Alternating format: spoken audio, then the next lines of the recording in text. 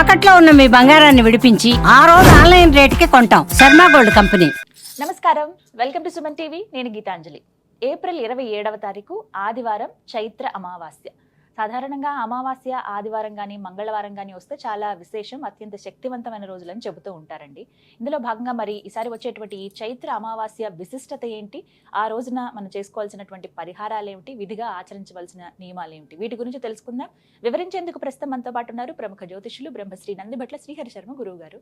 వారితో మాట్లాడదాం. గురుగారు నమస్కారం అండి. వాగర్థావివ సంపృక్తౌ వాగర్థ ప్రతిపత్తయే జగతః పితరౌ వందే పార్వతీ పరమేశ్వరౌ.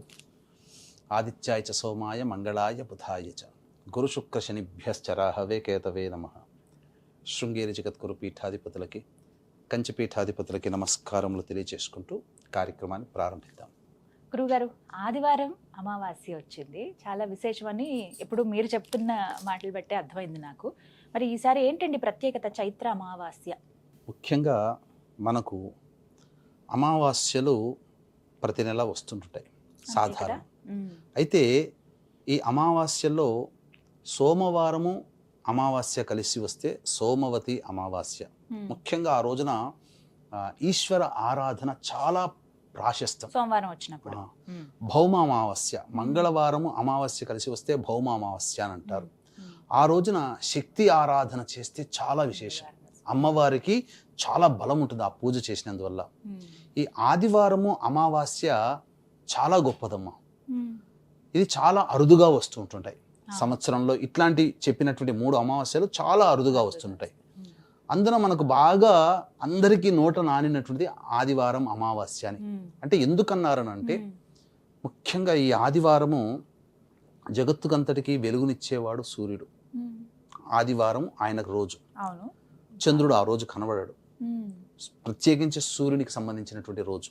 అందున అమావాస్య రోజున కూడా చంద్రుడు కనబడాడు. ఆదివారం రవికి, అమావాస్య కూడా రవిదే. అసలు చంద్రుని స్పర్శ అంటూ లేనటువంటిది. పైగా నక్షత్రాలలో క్షిప్ర నక్షత్రములు ఉంటాయి. అశ్విని, పుష్యమి, హస్త. ఈ 3 నక్షత్రాల్లో ఏ పని మొదలు పెట్టినా చాలా వేగంగా అవుతాయి. క్షిప్రం అని అంటారు. గణపతుల్లో కూడా క్షిప్ర గణపతి ఆరాధన చాలా తొందరగా ఫలితాలను ఇస్తాడు. మనకు ఈ సామవేదం షణ్ముఖ శర్మ గారి ఇంటికి దగ్గరలో వారి ఆధ్వర్యంలో నిర్మించినటువంటి క్షిప్ర గణపతి ఒకటి ఉంది మనకు హైదరాబాద్లో. చాలా తక్కువ గణపతులు ఉంటాయి అవి.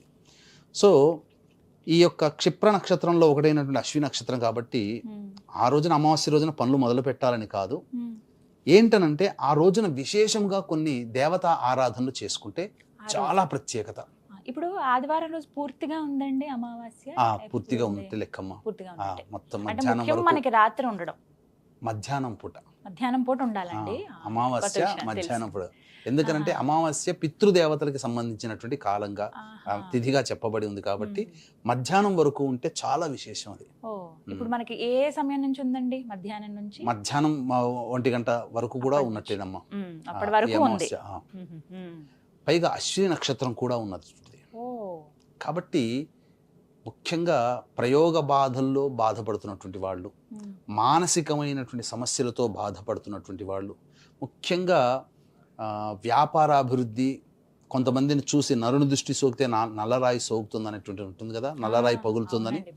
అటువంటి వాళ్ళు, వ్యాపారాభివృద్ధిని కోరుకునే వాళ్ళు ముఖ్యంగా ఈ ఆదివారం అమావాస్య కొన్ని చిన్న చిన్న తంత్రములు చేస్తే చాలమ్మా. ఏమిటి గురుగారు అవి?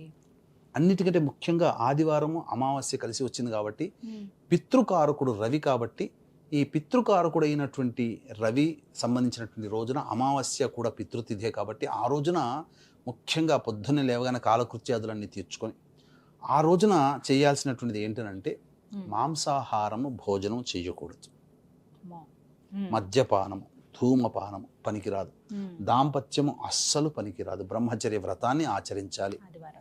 ఇక చాలా మంది తెలియక ఏంటంటే, అంటే ఇప్పుడు మనం ఏం చేయలేం, ఆదివారమే హాలిడే వచ్చింది కాబట్టి అందరూ కూడా కటింగ్ షాప్లోకి వెళ్తారు, గడ్డం తీసుకుంటారు. కానీ అసలు అమావాస్య రోజు చేయకూడదు, అసలు ఆదివారం నాడు అస్సలు చేయకూడదు. పైగా అమావాస్య కూడా వచ్చింది కాబట్టి చాలా మంది తెలియక అసలు భోజనం జరిగిన తర్వాత నేను పోతుంటుంటే రాత్రిపూట కూడా కటింగ్లు షేవింగ్లు చేసుకుంటుంటున్నారమ్మా.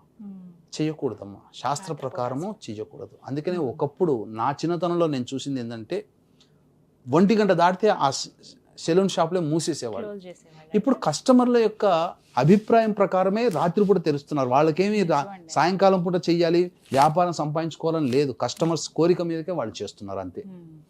ఇక్కడ మనము జ్ఞానంతో అమావాస్య ఆదివారం వచ్చిన రోజున కటింగ్, షేవింగ్ అటువంటి చేయకుండా ఉండడమే మేలు. ఆ రోజున పితృదేవత ఆరాధన చెయ్యాలి. కాబట్టి సకల దేవతలు కూడా గోస్వరూపము కాబట్టి గోశాలకు వెళ్ళి ఆకుకూరలు, తోటకూర, పాలకూర, లేదా అంతకుముందు ఉన్న బెల్లం నీటిలో నానబెట్టినటువంటి ధాన్యాలు ఏవైనా బొబ్బర్లు కానీ, గోధుమలు కానీ, శనగలు కానీ, ఇలాంటివి ఇవి ఏవైనా కానీ నానబెట్టినటువంటి ఆవుకు తినిపించడం, క్యారెట్లు, అరటిపండ్లు, గోశాలకు వెళ్ళండి. ఇంకా అవకాశం ఉంటే ఈ వృద్ధాశ్రమాలలోకి వెళ్ళి ఆ వృద్ధులకి చేతనైన పండ్లు పదార్థాలు అవి ఇవ్వమని చెప్పవచ్చు. ఆ రోజున బ్రాహ్మణుడికి స్వయం పాక దానం చెయ్యాలి, తర్పణాది కార్యక్రమాలు చెయ్యాలి. తిలలతో తర్పణాది కార్యక్రమాలు చేస్తే మామూలు అమావాస్యలో కంటే ఆదివారం అమావాస్య రోజున చేస్తే ఇంకా పితృదేవతల సంతోషం కలిగితేనమ్మా దేవుడన్నా అనుగ్రహించడానికి సంకోచిస్తాడేమో, వరం ఇయ్యాలా వద్దా, పూజ చేస్తే ఫలితం ఇవ్వాలా వద్దా అని. పితృదేవతలు ఉత్తర క్షణమే నా కొడుకు ధర్మాన్ని పాటించాడు అని చెప్పి దేవుడి దగ్గర సగర్వంగా నిలబడి ఉంటాడు. ఆ పితృదేవతలే సంతోషంగా ఇచ్చేస్తారు. ఇంకొకటి గుర్తుపెట్టుకోవాల్సింది ఏంటంటే, మనం అనుకుంటాం పూజ చేస్తే ఆ దేవుడు ఇచ్చాడని. దేవుడు కాదమ్మా. మనం ఏ పూజ చేసినా ఆ పూజా ఫలితం దేవలోకానికి వెళుతుంది. ఆ దేవలోకంలో ఉన్నటువంటి దైవము ఏదైతే ఉంటుందో పితృలోకానికి పంపిస్తుంది. మీ కుటుంబంలో వాళ్ళు ఇలాంటి పూజ చేసుకుంటున్నారయ్యా ఫలితాన్ని కోరి, మరి ధర్మబద్ధంగా అక్కడ ఏంటంటే ఫలితం ఇవ్వమని చెప్పి పితృలోకానికి పంపిస్తుంది. మన పితృదేవతల ద్వారా ఆ ఫలితాన్ని మనం పొందుతున్నాం. అందుకే దేవుని పూజ చేయకపోయినా పర్వాలేదు, కానీ పితృదేవత ఆరాధన ఖచ్చితంగా కొడుకుగా పుట్టిన వ్యక్తి చేయాల్సిందే, అది ధర్మము అని 4 వేదాలు చెప్పబడ్డాయి. కాబట్టి ఆ విధంగా ఆరాధన చేయాలి. తిలల తర్పణం అవన్నీ చేస్తే పితృదేవతలు అనుగ్రహిస్తారు. ఇక మరీ ముఖ్యంగా ఇప్పుడు చూసుకున్నట్లయితే వ్యాపారాభివృద్ధి మరియు కుటుంబంలో నరదృష్టి, నరఘోష ఇలాంటివన్నీ ఉన్నప్పుడు గుమ్మడికాయ కట్టుకోవాలి. మామూలుగా అమావాస్య రోజున కడతారు, ఆదివారం రోజున కడతారు, మంగళవారం రోజున కడతారు. కానీ ఆదివారం అమావాస్య కలిసింది చాలా తక్కువగా ఈ సంవత్సరంలో, కాబట్టి అందున ఈ 27వ తారీఖు రోజున, కాబట్టి సాయంత్రం 4:50 నుంచి 5:40 వరకు దుర్ముహూర్తం ఉంది. 4:30 నుంచి 6 గంటల వరకు ఈ సంబంధించినటువంటి రాహుకాలం ఉంటుంది.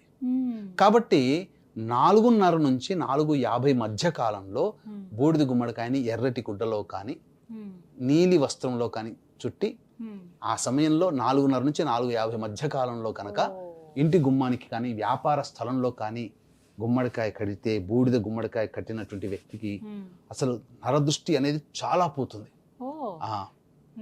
కాబట్టి అద్భుతంగా వ్యాపారం జరుగుతుంది.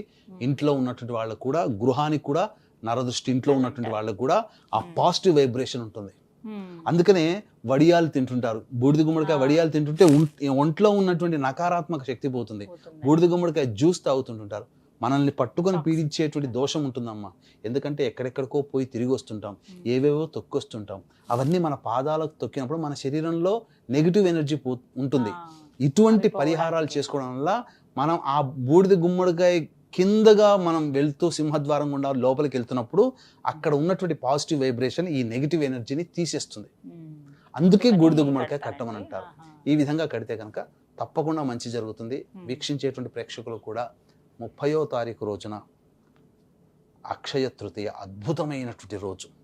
ఈ రోజున దేవతానుగ్రహం అందరికీ ఉండాలి. మీరు చేసినటువంటి ఏ కార్యక్రమైనా అక్షయమైనటువంటి ఫలితాలను ఇవ్వాలని సదుద్దేశంతో చక్కగా లక్ష్మీ మూలమంత్ర సంపుటిత లక్ష్మీ సూక్త హోమము, అలాగే రుద్రహోమము, మన్యు సూక్త హోమము, మరియు మీన, మేష, మిథున, కర్కాటక, సింహ, కన్య, వృశ్చిక, ధనుస్సు, కుంభరాశిలో జన్మించినటువంటి వారికి శనిదోష పరిహారార్థమై శనీశ్వర హోమాలు, విద్య, వివాహ, ఉద్యోగ, దాంపత్య, అనారోగ్య సమస్యల నివారణకి హోమాది కార్యక్రమాలు చేయించి శంకరుంగలీమాల శక్తిపాతము చేసి మీకు ఇవ్వడం జరుగుతుంది. అవకాశం ఉన్న వాళ్ళు ఇట్టి కార్యక్రమంలో మీ గోతనామాదులు 29వ తారీఖు రాత్రి 9 గంటల లోపల మీరు నమోదు చేసుకోవచ్చు.